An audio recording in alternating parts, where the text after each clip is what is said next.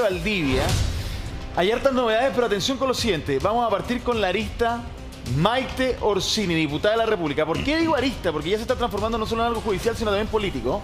El desconocido WhatsApp, atención con lo siguiente.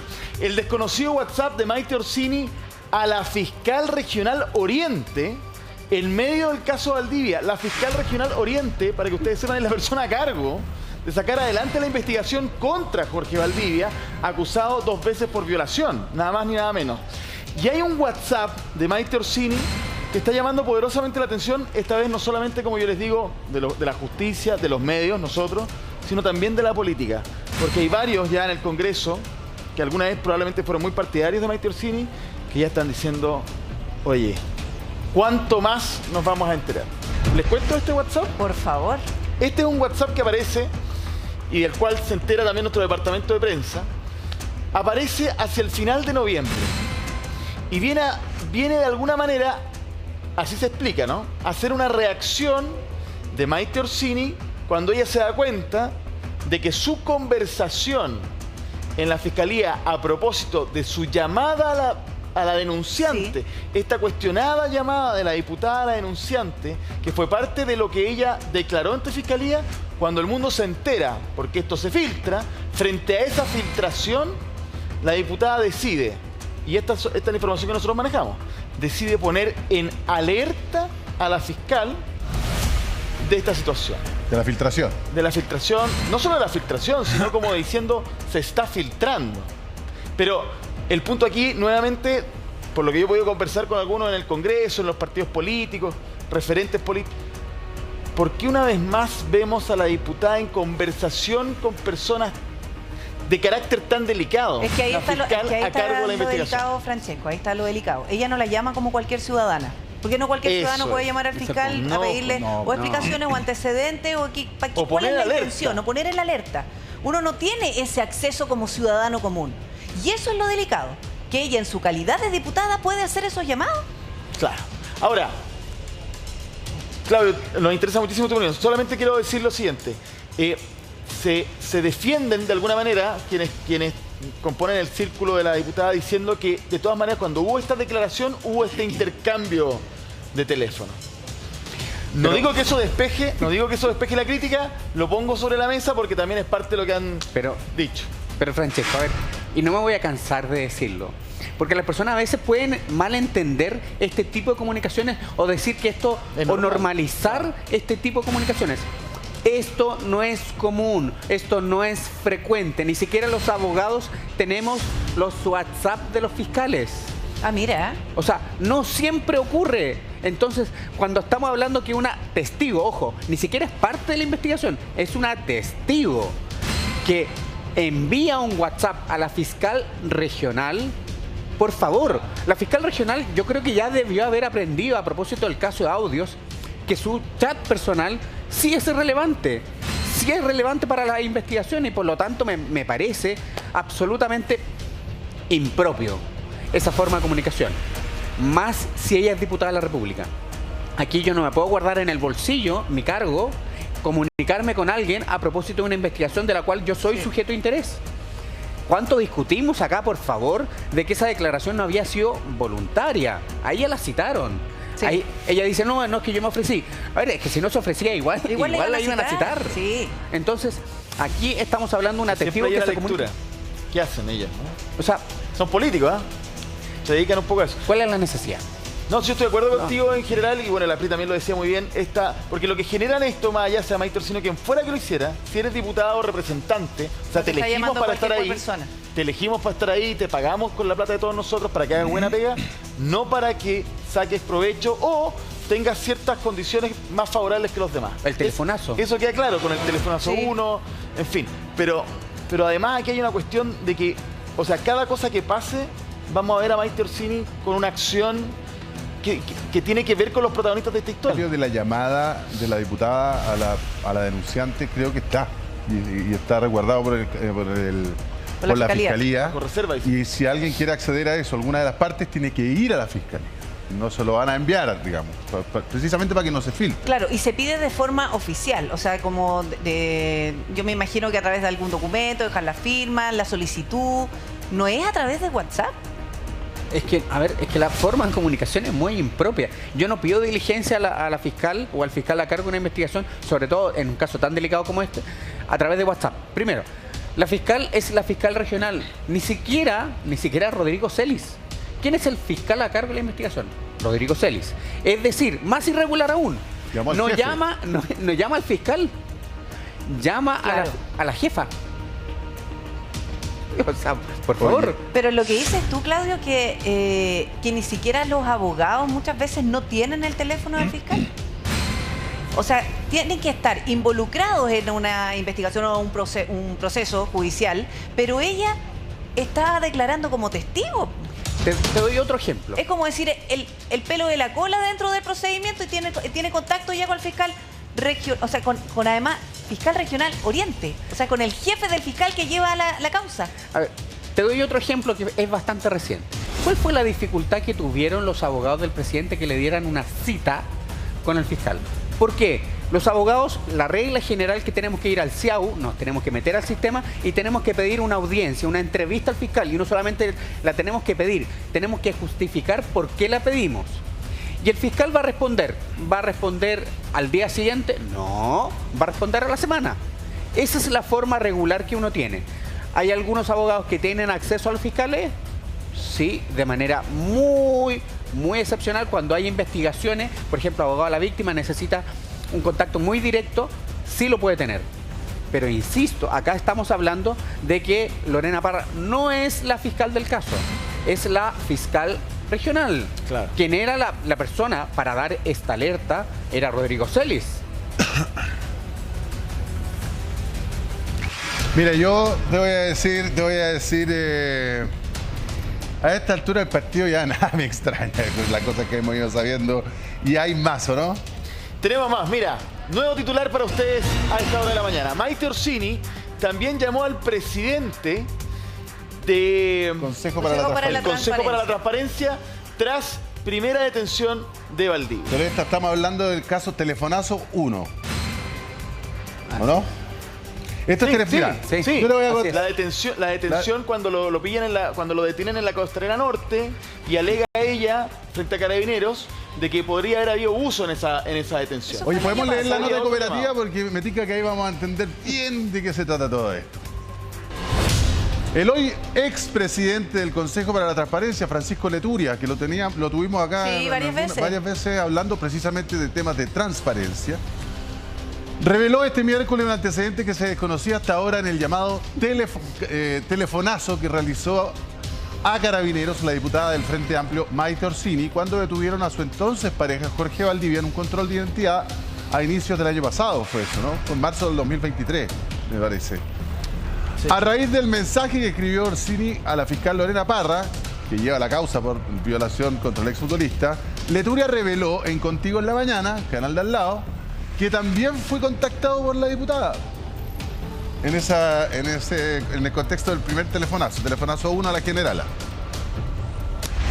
Abro comillas, yo era presidente del Consejo para la Transparencia y era la época en que había sido el rollo de la Maite Orsini, estoy leyendo textual, llamando a Carabineros. Y de repente estaba en mi casa en la tarde y me llega un WhatsApp.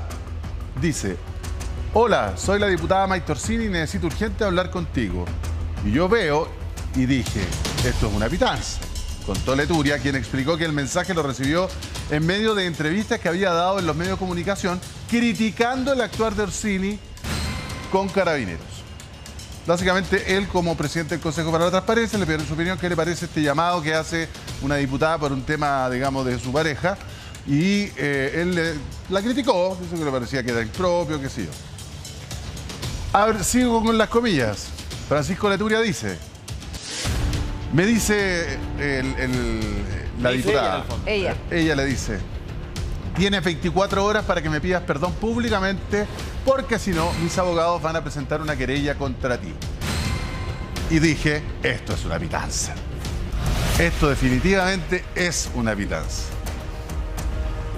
Segundo, dije, si no es una pitanza, me está hablando una persona que no está bien, añadió Leturia y remarcó. Tengo muchos defectos, pero si alguna virtud tengo es que no soy amedrentable. O sea, que me dijeran eso no me iba a detener. Y le dije, mira, si acaso fueras de verdad la diputada Maite Orsini, ¿cómo se te ocurre decirme una cosa así? O sea, vamos a dejar esta conversación hasta acá. Si acaso fueras, cometiste errores gravísimos. Y no voy a confirmar si eres tú o no, porque no quiero hacer público esto. Vamos a cortar y voy a seguir criticándote por lo que hiciste. Porque lo que hiciste estuvo pésimo. Lo que hiciste de llamar a la generala. Y se quedó ahí. Pasaron los días, añade Leturia. Le pregunté a un amigo diputado, oye, ¿termina el teléfono de la diputada Orsini con tanto? Sí. Y dije, está muy mal. Está muy mal esta mujer. ¿Cómo se le ocurre hacer una cosa así? O sea, ¿sabes por qué además no lo hice público en su momento? Porque dije, voy a desviar la atención. Continúo. En esa línea, Leturia sostuvo que si acaso quiere convertirse en protagonista y salir en las portadas por llamar y amenazar al presidente del Consejo de la Transparencia por una cosa loca, no le vamos a dar ese gusto. A juicio del expresidente del Consejo para la Transparencia, Orsini tiene un problema de roles y de límites también, de no saber qué cosas se pueden hacer, porque alguien que a veces no tiene concepto de los límites choca contra una muralla, se pega, es criticada públicamente, se le critica y aprende la lección y dice, bueno, no me meto más en este problema. Pero insiste, tiene como una compulsión hacerlo. Yo creo que esto ya excede el ámbito de lo meramente institucional. Creo que hay otro tipo de explicaciones. Dice y la deja Leturia ahí, dando por... Tiene como una incontinencia comunicacional. ¿Te acuerdas que hemos hablado tantas veces de la incontinencia tuitera o de la reacción cuando pasa algo, ¿no? Es como que esa reacción de llamar a quien sea, si no es llegar y llamar, ella está siempre en su calidad, o sea, del lunes 24/7 a mí lo que es diputada. Me llama la atención es, siendo diputada de la República, ¿sí? No tiene asesores que en algún momento, es como cuando yo dije, a propósito de cuando alguien está peleando con el ex y por favor tira lejos el celular para que no tengas que hablar con él por el celular. Es lo mismo, como ningún asesor le quita el celular para que no siga cometiendo embarradas. No pueden, Claudio, a lo mejor no pueden. Yo creo que no pueden. ¿Ah? Yo creo que no pueden. No pueden nomás porque es su teléfono personal y eso no lo hará en su despacho en el Congreso, lo hará seguramente en su casa. O sea, ¿qué es lo que nos muestra todo esto? Digamos, las llamadas, telefonazo 1, telefonazo 2, WhatsApp 1 y WhatsApp 2, podríamos decir, más llamadas. O sea, todo lo que esto nos muestra, nos estaría mostrando, de ser todo esto cierto, ¿no es cierto? Que bueno, yo no tengo por qué no creerle a Francisco Leturia, que es un tipo, digamos... Un personaje, es un gran personaje. Un gran personaje. Pero dejemos que estas cosas... No demos por ciertas al tiro hasta que no las veamos en concreto. Pero si esto es así, estamos frente a una persona que no sabe el cargo que ocupa. Aparentemente no. O sea, el hecho de ser autoridad a ti no te da facultades para pasar por sobre la ley y la institucionalidad. No nos vayamos tan lejos. Acerca de lo que dice Leturia, de órdenes, límites, es un tema de prudencia. ¿De prudencia? Es de prudencia. Porque efectivamente, yo no digo que ella haya faltado a la ley o haya cometido delito. No. Es prudencia. Pero es dentro de la naturaleza de los cargos públicos y de las cosas que uno, de los roles que uno tiene en la vida. Efectivamente, hay cosas que es de sentido común que no se hacen. Mira. Repe, es tan grave la situación que mira lo siguiente. Por contacto a fiscal Parra en caso Valdivia, Frente Amplio llevará a Maite Orsini al Tribunal Supremo y Comisión de Ética está próxima a citarla. Tenemos más detalles sobre esto. Gravísimo, delicado, a la vuelta de esta tanda. Novedades respecto de esto, Francesco. Repe, esta novedad, yo les había dicho al principio, está todo pasando, está todo moviéndose esta mañana. Tenemos más información que esta incluso, pero lo que les quería decir es que comencé la intervención diciéndoles que ya en la política, en el círculo cercano político, digamos, ya no quieren más con el tema Orsini. Tanto es así que están tomando decisiones. El Frente Amplio, que ya no es solamente Revolución Democrática, ojo con eso. Todos los partidos. Todos los partidos de ese sector, juntos, o sea, las lealtades con Maite Orsini no son las mismas que antes. Frente Amplio llevará a Maite Orsini al Tribunal Supremo. Es la forma que tienen los partidos políticos de juzgar a sus militantes y muchas veces expulsarlos, ¿no? No solamente congelar sus militancias, puede ser derechamente expulsar. Y la Comisión de Ética, esto yo lo tenía más o menos reporteado, pero yo pensaba que se estaban poniendo de acuerdo. Aquí ya parece que el acuerdo es contundente. Comisión de Ética está próxima a citarla. Esta es una comisión del Congreso. No es del partido. No es del partido. Es del Congreso. Son dos instancias distintas. ¿Lo leemos entonces? Para que vayamos viendo detalles. Entendí que lo íbamos a leer. Pero bueno, básicamente tiene que ver con dos cosas que ha hecho Maite Orsini. Una, la llamada a la denunciante, ya generó muchísimo ruido.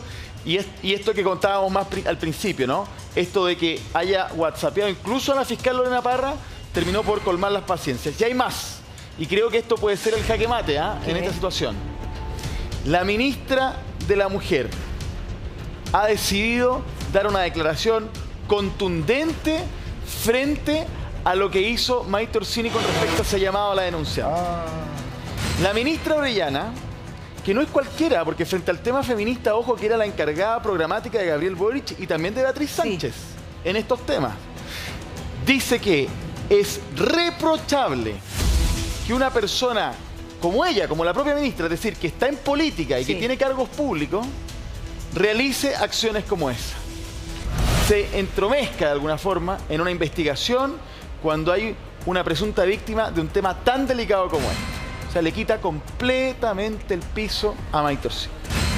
Más allá de que estemos de acuerdo o no con la opinión, es la ministra de la Mujer, del Frente Amplio. O sea, que hay reacciones ya, imagínate, po. O sea, estamos viendo reacciones del partido, estamos viendo reacciones del Congreso y ahora estamos viendo reacciones de la moneda, po. Del gobierno. Del gobierno. No hay que olvidarse que es parte del comité político, es decir, que está dentro de las decisiones estratégicas y políticas del gobierno. Claudio. Es que ¿por qué mira para arriba, reflexiona? A ver, mi punto es que si es que no tuviéramos la investigación del caso Monsalve de forma paralela, corriendo de forma paralela, y hubiéramos visto otras acciones también de funcionarias de gobierno que hicieron algo como parecido. Tenemos ya una funcionaria de la Subsecretaría del Interior. Entonces cuando me pasa que cuando uno quiere hablar de consistencia, a propósito de discurso público, yo creo que hay que mantenerlo cuando me conviene, cuando es popular y cuando no me conviene. Y quizá el pronunciamiento que uno esperaría del gobierno, a propósito de lo que está diciendo la denunciante en el caso Monsalve, es la misma sororidad, la misma fortaleza o firmeza de carácter para dar una declaración o fijar una posición tan firme como esa. Y no la veo en el caso Monsalve, de la ministra de la Mujer. Eso es lo que me genera ruido. Ya. Es una opinión personal. Ahora, respecto de estas acciones de la diputada Orsini, Claudio, eventualmente la Fiscalía podría ver delito entre medio de esto. Yo no lo sé, yo veo que hay como más descriterio que nada, pero no sé, pues a ver, la llamada a la generala, por ejemplo, ¿eso no configura un tráfico de influencia? Te pregunto. Estuvo en la frontera. Estuvo en la frontera. ¿La llamada a la denunciante no puede ser obstrucción a la investigación? No sé, te pregunto también. Claro, que una cosa que más allá de que uno podría pensar, es una acción imprudente que efectivamente haya cruzado esa frontera y ya podríamos estar hablando de delitos. A ver, en el caso de las generales yo creo que estuvo en la frontera y miró para afuera. ¿Ya? Sí, miró para afuera. Sí o sí. A ver, la cuestión es, ¿qué pasa en el caso de la denunciante? Me parece que es... no solamente como testigo, me parece que puede estar habiendo puesto varios, al menos un pie, afuera de la frontera, porque la denunciante podría haberse sentido amedrentada, como lo sintió la denunciante en el caso Monsalve. Perfectamente se podría haber sentido así. ¿Y cuál es la distinción entonces que uno podría decir? Yo no estoy imputando un delito. ¿Cuál es que ella se sintió amedrentada, amenazada por el llamado? No tenemos el tenor de esa llamada. Exactamente, tampoco no sabemos la llamada. No sabemos, pero también importa cómo se sintió la denunciante. Las conductas de la diputada Orsini son riesgosas, porque caminan sobre un limbo, según te estoy entendiendo. En el caso de la fiscal Lorena Parra, yo creo que caminó sobre la frontera, para hacer el símil. Ella caminó sobre la frontera porque, a ver, ella está haciendo un llamado como diputada de la República a una fiscal regional, no el fiscal a cargo del caso, a una fiscal regional, en el fondo para llamar al orden a que el fiscal que está a cargo, que es Rodrigo Celi, no se le sigan filtrando cosas. Claro. Es básicamente eso. Claro. Ese es el objetivo. No se entiende de otra forma. No, yo no puedo entenderla de otra forma. ¿Por qué voy a llamar al jefe del fiscal? Si es que yo no tengo un interés personal. Había un interés personal para ella Por supuesto que lo había. ¿Cuál? Que no se siguieran filtrando lo que ella había declarado o que tomaran medidas para que cualquier cosa que se refiriera a ella no se filtrara. ¿Cómo se llama cuando una persona utiliza un cargo para algún interés personal? Lo que se está discutiendo en el caso del diputado Lavín, que es tráfico de influencia, eventualmente. Porque el tráfico de influencia no solamente busca un provecho económico, ojo, la ley establece claramente, implica también un beneficio, que se genere algún tipo de interés. Entonces, ¿qué pasa?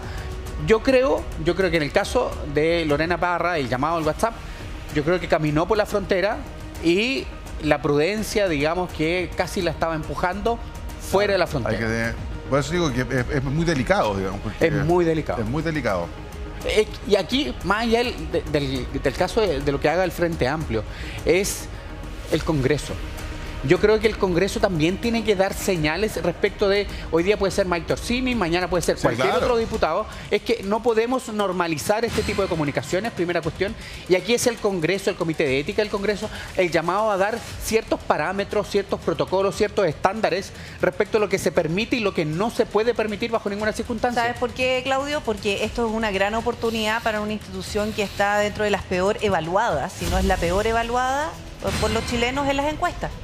Y que esto le hace un flaco favor precisamente al actuar de los parlamentarios, porque aquí lo que nosotros nos hemos enterado hasta ahora ha sido en hechos súper mediáticos, que se han filtrado y se van a conocer a la prensa. ¿Pero qué pasa en los hechos que no son mediáticos? ¿También tiene este hábito de llamar a las personas para conseguir, o no, no sé, no tengo idea, pero en las mismas discusiones parlamentarias o en su mismo actuar como parlamentario o en lo personal?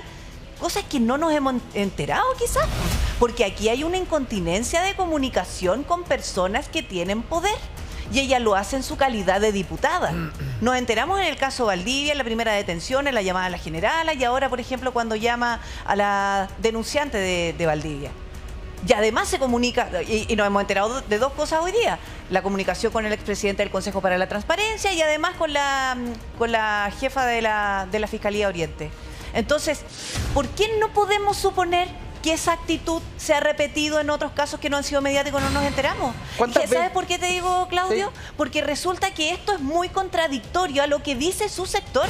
Cuando entraron al poder estas nuevas generaciones, venían con otra actitud. De hecho, sacar de lleno ese tráfico de influencia. Lo dijo propio exministro Giorgio Jackson.